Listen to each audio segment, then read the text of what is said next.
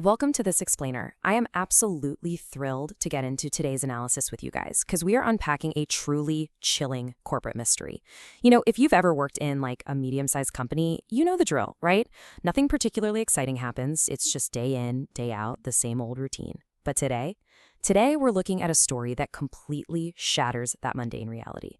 We are going to explore the dark secret of a seemingly ordinary office, literally piece by piece.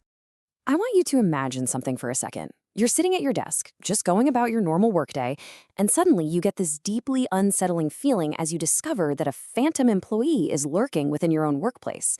Like, what actually happens when a coworker exists solely on paper in the company records, but completely vanishes when you try to find them in the real world?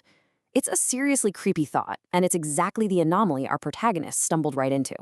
Okay, let's dive into this. Part 1, the directory anomaly. The inciting incident here began incredibly simply. It just started with a routine company directory update, which revealed a guy named Daniel Carter over in operations who completely lacked a profile photo. Naturally, our protagonist asks their manager about this mysterious Daniel Carter. And the manager, he just looks confused and says, "Daniel, he's been here forever." And right there, that brings up this immediate, jarring contradiction at the heart of the whole mystery. On one side, we have a manager's absolute, unquestioning certainty that Daniel is a permanent fixture in the office. But on the other side, we have the protagonist's direct reality. They'd worked at this company for 4 full years and had never seen this man, not even once. Crazy, right? Well, the plot thickens when the protagonist starts casually asking the rest of the staff. And what's really interesting here is the total lack of consensus among the team. Everyone has a totally different story. One person swears Daniel sat near the old printers.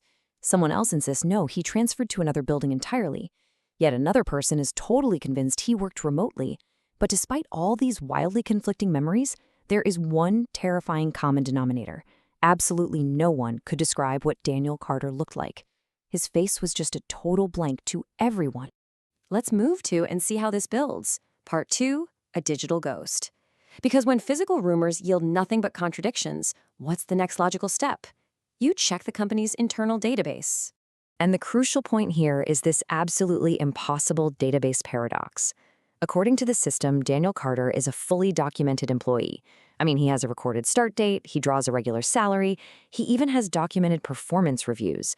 Everything seems perfectly normal on the administrative side, but cross-reference that with his daily digital footprint. There are 0 emails. He attends 0 meetings, no access logs, not a single security badge scan. To put that into perspective, he possesses a complete financial and performance history, but leaves absolutely no trace of actually entering the building or doing any real work whatsoever. It's like a giant puzzle with half the pieces missing. Armed with this impossible paradox, the protagonist escalates the issue. They take these findings directly to HR. But instead of launching a formal investigation or looking into it, the HR staff just looks visibly uncomfortable. They hastily brush it off, telling the protagonist, there must have been some kind of clerical mistake. Actually, scratch that, it wasn't just brushed off. It gets highly suspicious. Because the very next day, Daniel is completely scrubbed from the directory. He just disappears, overnight, almost as if HR was desperately trying to bury the evidence. The protagonist, understandably, thought that was the end of it, right? Just an embarrassing administrative glitch covered up by HR. But it wasn't. Part 3, the phantom message. This is where we shift away from just a weird administrative glitch and step right into an eerie, direct confrontation. Out of nowhere, an email arrives in the protagonist's inbox. The sender, Daniel Carter. The body of the message contains only one single sentence. "Thank you for noticing." Just take a second to let the horror of that sink in. This phantom anomaly in the system isn't just some blind data point. It is completely aware. It knows the protagonist was looking into it. And the evidence of this terrifying interaction was incredibly fleeting.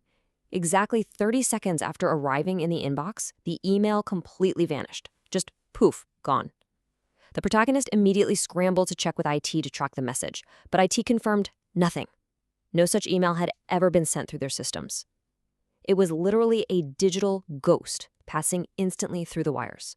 Which brings us to part 4, the final warning. 2 weeks pass in just agonizing silence. The protagonist is left sitting there with the anxiety of that phantom message, until out of nowhere, their boss suddenly calls them into his office. The boss asks exactly why they were looking into Daniel. The protagonist simply admits they were curious. The boss just stares at them. Then, very methodically, he turns to his computer. He opens up a file. It's an old company photograph from a Christmas party all the way back in 2009. There are 20 people in the picture, smiling for the camera. Slowly, the boss points his finger at one single man, standing all the way at the back of the group, and says, "That's Daniel." The protagonist leans in to look closer at the photo, and that is when they notice the horrifying detail. Every single person in that 2009 photograph had their eyes open, looking completely normal. Every person except Daniel. His eyes weren't just closed, they were completely blacked out. Just an undeniable supernatural void sitting right there in the company archives. The boss immediately closes the file and issues a strict warning: don't look for him again. When the protagonist asks why, the boss delivers this devastating reality: because the last person who found him replaced him. It's a chilling conclusion to a perfectly structured corporate nightmare, which leaves us with a massive question to ponder today.